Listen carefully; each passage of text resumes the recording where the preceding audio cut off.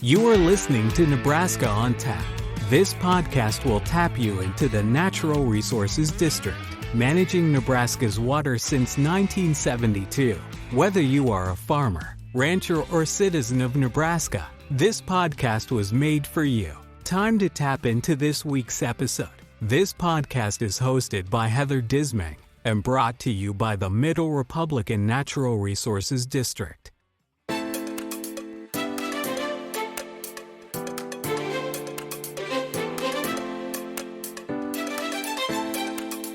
Hello, everyone, and welcome to this week's edition of Nebraska on Tap.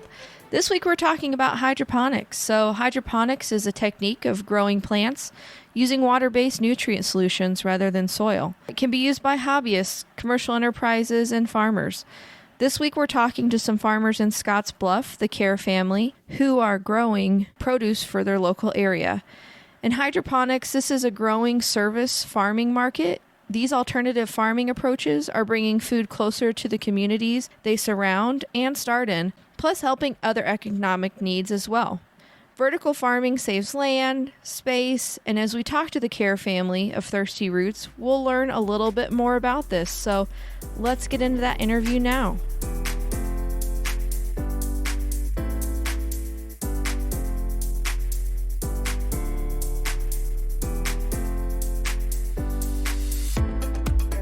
My name is Jerod Kerr, and I'm one of the 4 co-founders of Thirsty Roots Farm. We are located just north of Scottsbluff, a few miles on Experiment Farm Road, and we aim to bring the Panhandle and largely Scottsbluff area some fresh local greens that are grown 365 all day, every day, and ultimately try to bring some really cool stuff to the Panhandle area. I grew up in western Nebraska in Scottsbluff and went to high school there, and then moved out to Iowa to go to school, and then moved up to Minneapolis to do my other job as well. So I worked for Target on the side, and then help co-found and help co-run this farm with our family. Before I pass it off, one of our other co-founders is Maggie, my wife. Mm-hmm. We met while working at Target in Minneapolis, actually. And together we both live in Denver and do call it like HQ style stuff for the farm. So if you think about accounting, all the planning, some of the sales stuff, and we really try to take care of that side of the house while my parents do more of the day-to-day stuff. Dad, I'll pass it off to you and Mom. Perfect. So I guess, Jim, what did you say that you did before you retired and started helping with hydroponic growing? Yeah, I was actually a president of a local trucking and transportation company. So was there for about 45 years or so, and long enough that we were done with that. And now we have a second career. Yeah, how do you feel about the switch? It's different. Both me and Nancy grew up on a farm in Iowa, so we were around farming and we've always done gardening and stuff like that. But hydroponic farming is much different. And Jerod's had to lead us through that. And it's been quite an adventure learning about the importance of it, for one, and how to do it at a totally different scale than what you think about as the garden. Yeah. So, Jerod, what made you and Maggie really want to get into hydroponic growing? Similar to, I guess, some of the other, like throughout the pandemic era, we lived in a condo in downtown Minneapolis for 8 years. And without any real access to the outdoors or to be able to grow anything for ourselves, we were drawn to a home-based hydroponic system. So like a small one that has, call it like 30 plants in it, and also has LEDs. So we did that for a couple of years, and ultimately I was looking and thinking about a new job as well, and saw that we could potentially start a new farm and do this on a much larger scale using the containerized technology to grow plants every day, and ultimately decided that would be something we wanted to try and do. So yeah, Maggie and I took a look at and built the business plan, and then ultimately talked with my parents about it a little bit too, and thought Scottsbluff was a great place to start, both from the access to some of those specialty or some of those niche greens or even greens throughout majority of the year when it's not able to be grown throughout winter, etc. So really bringing the proximity to those fresh greens and produce to the Scottsbluff community was something we wanted to try and see if we can make work. Ultimately, try to really reduce the amount of miles that your food travels and bring a higher nutritious product to the area, which may not have been seen really on a large scale basis thus far. So we kind of used our personal experience and saw a potential area where we could solve a problem and are giving it a shot. It's been fun to try. It's definitely a lot of learning curves. There's a lot of different things than our general growing day to day that my mom would speak to and some of the challenges that we faced, but it's been a never learning process. That's awesome. So what is your guys' primary water source? We use groundwater. So we use just like a typical ground pump, and then we ended up testing it before we used it in the farm and put a reverse osmosis system. So we're able to filter out any of the contaminants there and some of the nitrates actually that come through there. We use groundwater. Generally, it's kind of surprising. These containerized solutions are really, really efficient when it comes to water use. So they use about roughly in between 85 to 95% less water than a traditional growing type methodology would use in a standard garden or even in a commercial application. The reason for that is because it's in a controlled environment, you don't lose the water to evaporation. So inside the farm, it basically uses about 10 gallons-ish of water per day on the plants. We use some other water for some of the cleaning and some of the just general day-to-day use and day-to-day operations, but really the plants use very little water because it's so efficient. So basically what happens inside, there's a water reservoir that's loaded up with nutrients, and inside of that, it circles that nutrient-dense water into the plants, lets the roots soak up those nutrients, and then filters back all the excess water back into that reservoir. So basically it maintains almost a somewhat closed loop there. So really the only water that you lose is what the plants uptake or what happens to spill. So really it's a pretty efficient operation when it comes to that, especially when you're thinking about thousands of plants in there at a time. Yeah, and I have been on your guys' Facebook page, and man, those plants look so healthy and so crispy, and the salads that they are displayed in, I wish I could jump through the screen. Yeah. They look so good. Yeah.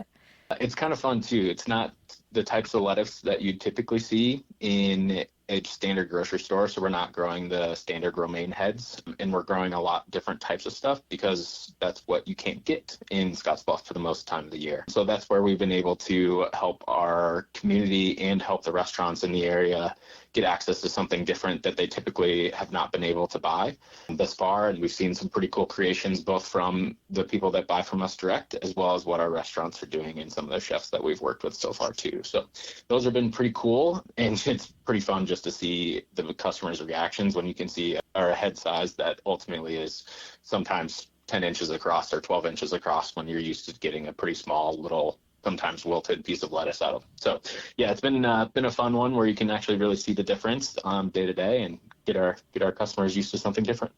How does it work for you with growing these massive heads of lettuce?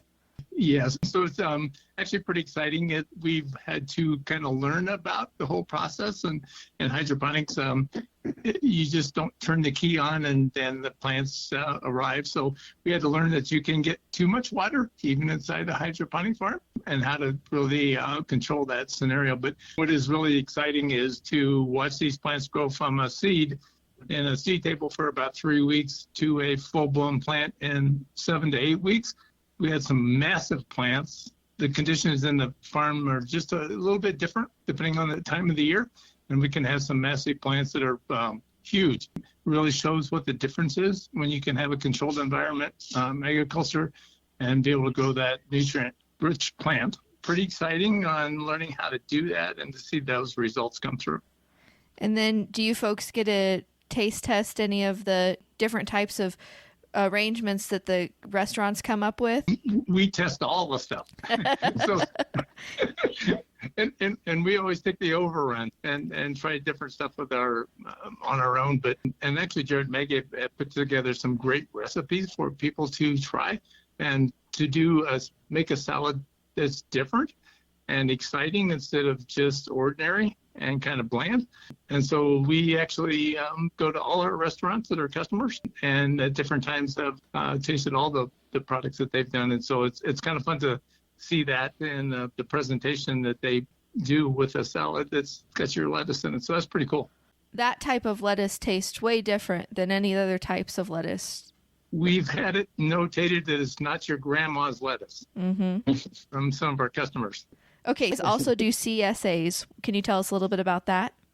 What a CSA is, we'll start there. A CSA stands for Community Supported Agriculture, and basically it's a program where traditionally a customer from a community would pre-buy a farm share. So it basically helps the farmer get some revenue up front, buy the supplies to be able to grow produce for that customer throughout the year.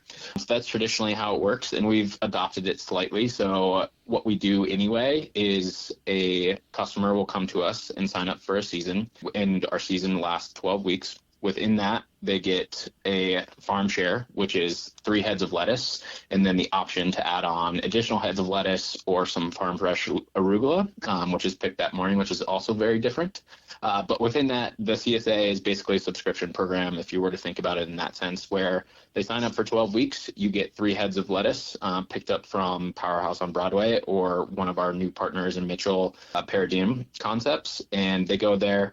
Our customers are able to go into the restaurants, be able to sit down and have an appetizer and also pick up their lunch or pick up their dinner with the lettuce to be had, and then ultimately take that back and have that for that little season. So it's really a way for the community to buy into a farm and not only invest in the farmer, invest in their own community and having the access to that product as well. So it's a pretty cool program.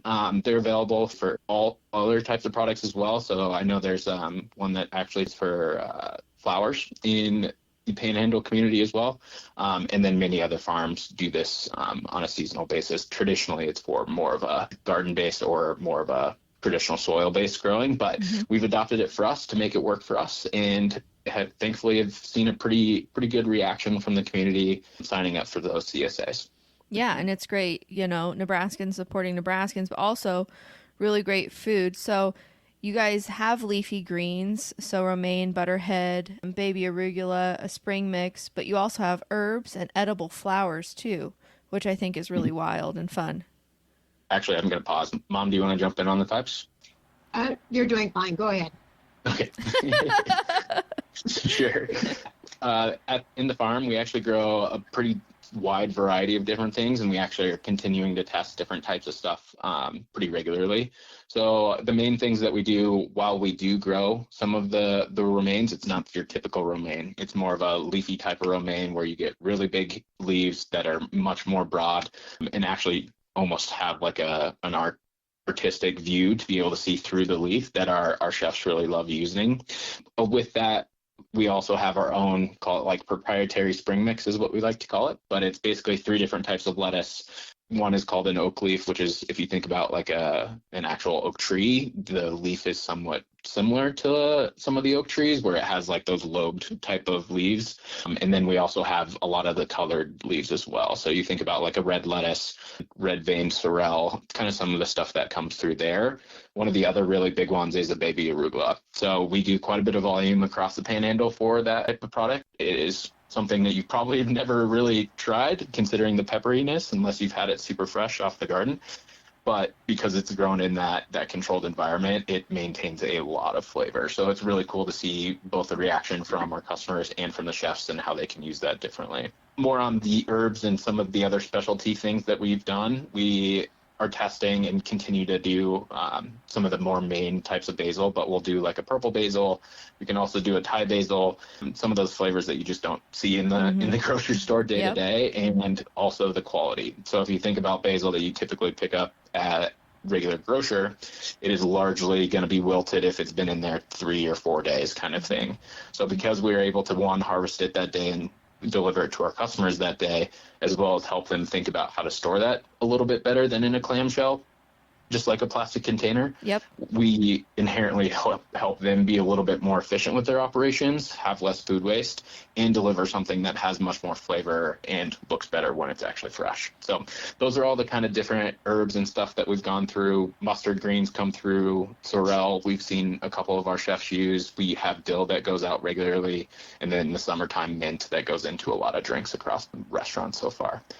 To that point, we also have edible flowers, which are always fun to try and let people try picking them straight off the vine. Nasturtiums, if you've not tried it before, I actually would recommend you just try one straight out of garden if you get a chance. But they have like a little bit of peppery flavor in the center, and you can eat the entire thing. Basically, if you just hold it at match where it hits the leaves or hits the petals, pop that right in, eat the whole thing. It's a little bit of a peppery taste, a little bit of a sweet taste all in one, because you get some of the nectar that comes through as well. It's pretty interesting. So yeah, we've done a few different of those for the Powerhouse on Broadway and for Per Diem, but generally love to see and love to try. So we have some stuff growing in there like jalapenos that we're thinking about for some of our clients and thinking about how we could grow those if it makes sense or not. We've done different types of lettuce. We've done different types of vegetables as well. We've tried some tomatoes here and there. Yeah, we're open to trying anything and everything. And I would say generally the technology supports a lot of it. But right now we're really focused on those leafy greens and herbs. Yeah, and like you said, it makes a huge difference whether your food has come from somewhere far away and it's taken a week to even get to you, how fresh it is, versus somewhere that's, only maybe a couple hours, an hour, or 15 minutes away and grabbing it and going. You have such a long life to it. That is just awesome. And so I really hope to see you guys expand. And I think that's really cool that you're experimenting with some stuff and you're able to, really get a different variety going on in there. One of the interesting things about the delivery, so we deliver to our chefs in a harvest cut. So we're actually, the red ball is still attached to the plant. So it's a live lettuce plant when we deliver it. So they can literally have a live lettuce plant in their restaurant, chop the roots off, wash it, spin it, and have it in a salad that quick. So that's how fresh it can be. So that's kind of cool, knowing that you literally could, we'll harvest in the morning, they could have a salad at noon that was on the wall growing an hour before that. No, completely. Yeah, that's extremely great. And like I said, it just, especially where you guys all work as such a great team to be able to make that happen for everybody. So what is the typical time from when you first start a seed to when you're able to harvest it doing hydroponics? Yeah, so you can kind of think about it almost similar to what you grow in soil, but depends on the variety. So if you're thinking about doing something that's like a baby type variety, it's similar to the 3 weeks that you may get in a soil. So that could be like a baby arugula. It could be some of the baby sorrel leaves. And all to be said, it's relatively short, but majority of our plants, when it comes to lettuces or some of the herbs, call it that 6 to 9 weeks worth of time frame. So pretty quickly it turns over, but how we manage our farm is we actually succession plan pretty well. So we're planting and harvesting every single week so that we can keep the restaurants full and keep our CSA customers happy. So we plant and harvest every week. We make sure that everything's continuing to be fresh, and then we refresh our herbs as needed and continue to just use the more cut and grow style with them. So pretty interesting operation, but the turnover on lettuces at that 6 week ends up being a pretty cool thing and ultimately helpful to the community to provide that continual fresh lettuce. To keep up with our farm, we have our Facebook page or Instagram page that we post our updates to, and when we're trying to do new launches for a CSA program or for a CSA season, or working with a new local business partner. So if you follow us there and watch out for our updates, we're able to share anything and everything as we try new varieties or have the chance to try something completely different flavor-wise at one of our local business partners at some of the restaurants. So would love to have you follow us on Facebook, Instagram, etc., or give us a shout if you see an opportunity for us to bring something new to your community as well. So thank you for having us. Yeah, thank you guys for everything today. I am so excited to have had you on. Yeah, appreciate it.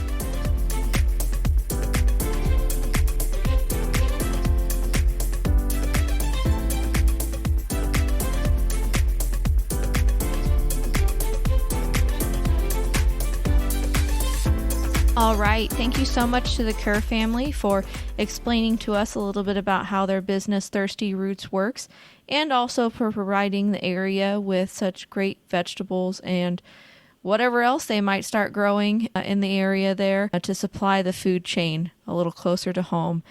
And if you like this episode, you can always check us out at www.nebraskaontap.com for more episodes. We have a YouTube page, a TikTok page, Instagram page, Twitter page.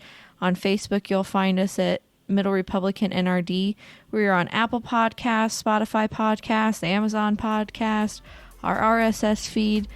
I mean, we're everywhere. So hopefully you found us now. You'll find us later. So don't forget to like and subscribe, and we will talk to everyone later. Have a great one. Bye-bye.